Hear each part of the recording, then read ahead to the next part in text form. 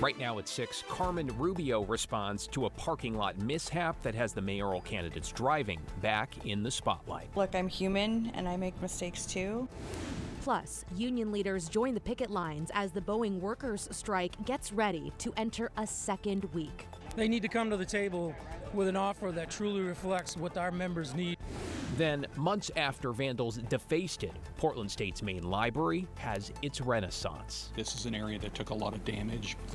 We had to replace all the computers, clean the tables, replace carpet tile. And the real-life Rosie the Riveter, we're celebrating with her as she turns 100 years old. I think you have to, all in all, make the best of things.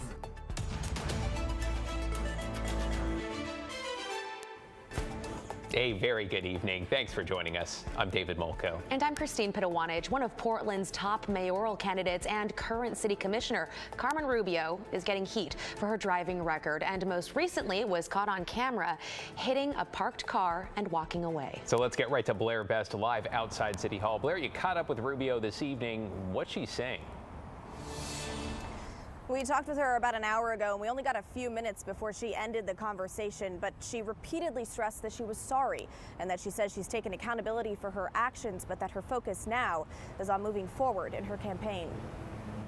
Less than 2 months until the November election, Portland City Commissioner and mayoral candidate Carmen Rubio is facing criticism for her poor driving record. Most recently, she was caught on camera hitting a parked car.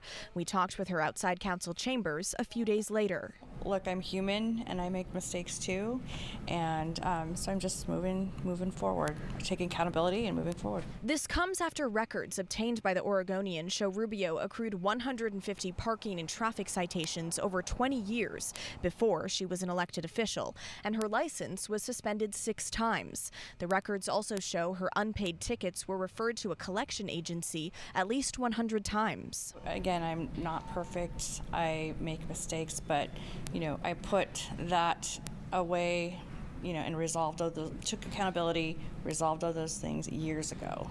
And that was during a different part of my life. It was when things were hard.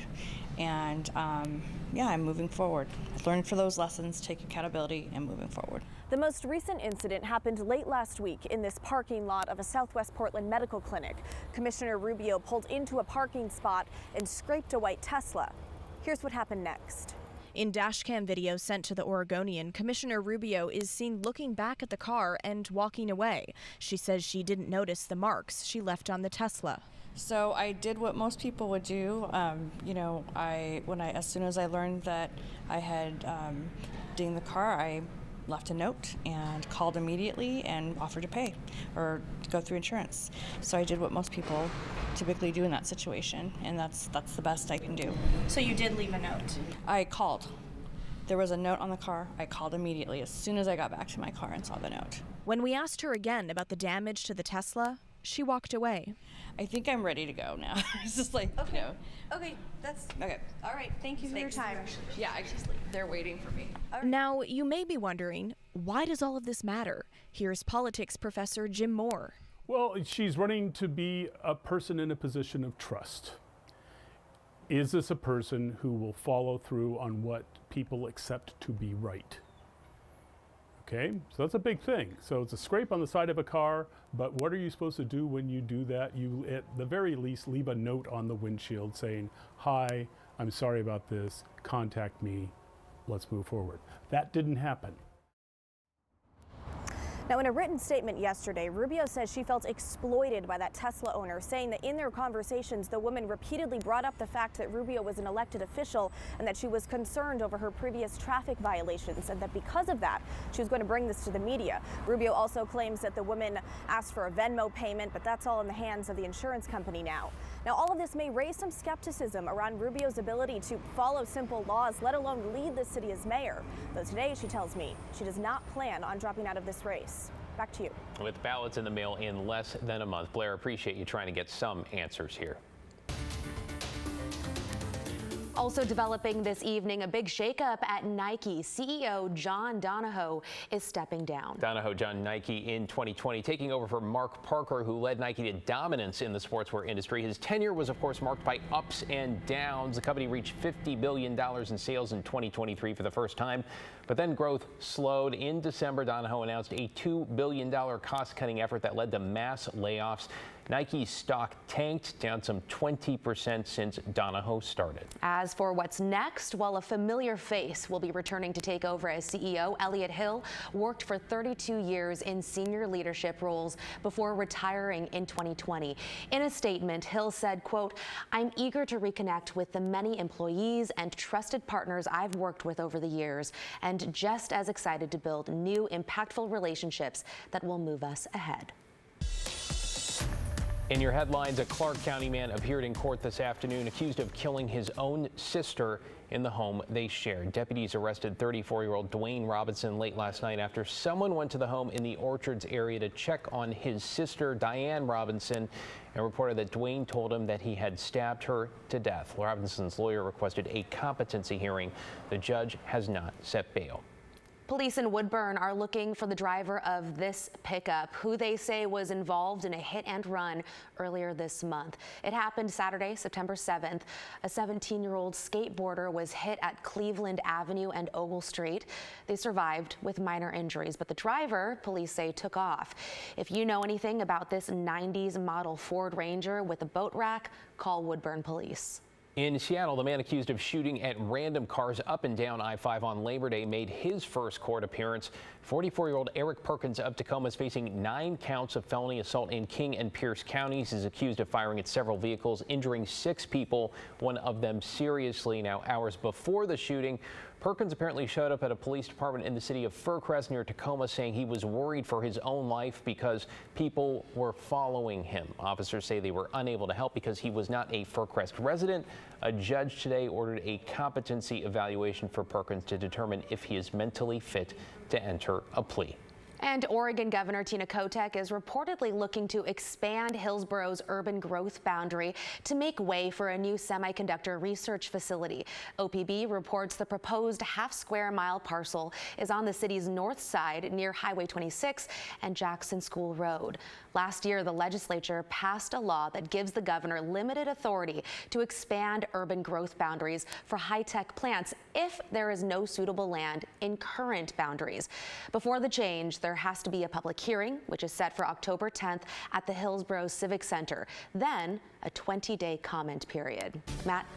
All right, Christine, thank you very much. Boy, we had a cloudy morning, a beautiful afternoon. The coast, though, starting to see the clouds reform just a bit out of Cannon Beach. Temperatures dropped on down to 59 degrees there, but inland, it's all about this, a clear sky. We can see all the way down to the Three Sisters in Central Oregon from our camera at Timberline and the Mount Hood National Forest, and the view to the east is equally as clear, and that's important because we had another big moonrise tonight. Now, this is the moon from last night. It wasn't quite full. It was 98.8% full. Tonight it'll be about 95% full, and the moonrise is a little bit later than it was last night, but we got aced out the last 2 nights because of cloud cover. So if you want to see the harvest moonrise, even though it's a little bit less than full, you want to look on off to the east, moonrise over Portland at 7:58.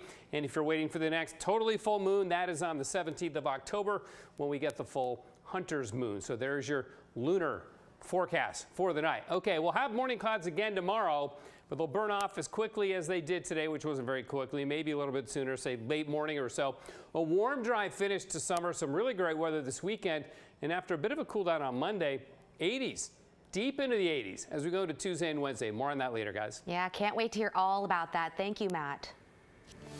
After a lot of repair work, the main library on the Portland State University campus is back open today. You may remember back in May, vandals caused more than $1 million in damage after protesters took over the library. Let's bring in Devin Haskins now live at PSU. Devin, you went to check out the changes earlier today. How's everything looking?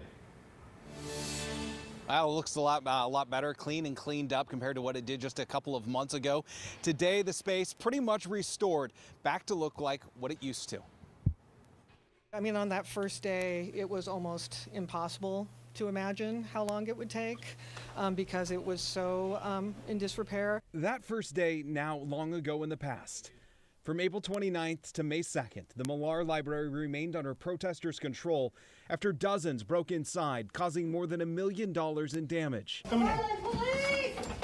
You're under arrest! Then, on the morning of May 2nd, Portland police evicting those inside, arresting multiple people.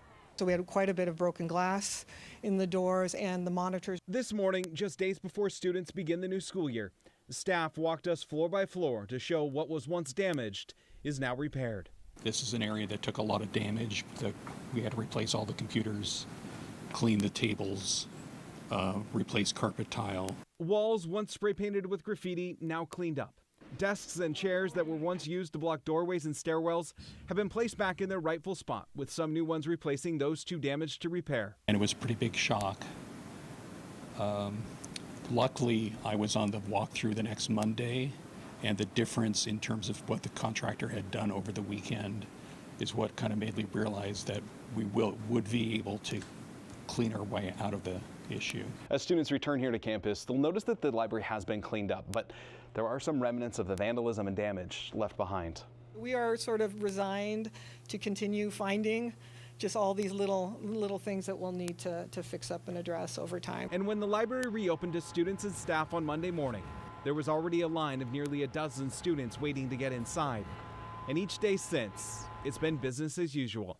It makes me feel like crying and with a great sense of relief. Now, as far as those 30 that were arrested from this, many of their cases are still going through the court system, as some of their cases have already been resolved. Now, as for the library, the whole idea was to get it up and running before the first day of school, which is September 30th. Students move into their dorms next week. Back to you. Hey, just in time. Devin Haskins on the Portland State campus tonight. Thank you, Devin. With the Boeing strike now in its 6th day, the union's international president showed up in Oregon to support some of the nearly 30,000 aerospace machinists who remain on the picket line. So those Boeing workers and union members have been on strike, demanding a fair contract from Boeing. Yesterday, Boeing leaders announced that in an effort to preserve cash, they're starting temporary furloughs, impacting U.S. executives, managers, and employees. The president of the machinists union says the union will be holding their ground. They need to come to the table with an offer that truly reflects what our members need, what their workers need, and that's something that makes up for the 10 years of wage stagnation, the 10 years of a loss of a pension, 10 years of the continuous increase in health insurance costs. While Boeing did not agree to any interviews today, the union says during their mediation session with Boeing yesterday, the company had asked for a break for now. Straight ahead on KGW News at 6, celebrating 100 years young. We catch up with our own local Rosie the Riveter about the lessons she has learned during her remarkable life. The old Gordon's Fireplace Shop in Northeast Portland is scheduled to go on the auction block later this month, but that foreclosure sale may not happen. I'm investigative reporter Kyle Aboshi. What does the future hold for this historic building? That's ahead at 6:30 on The Story, only here on KGW.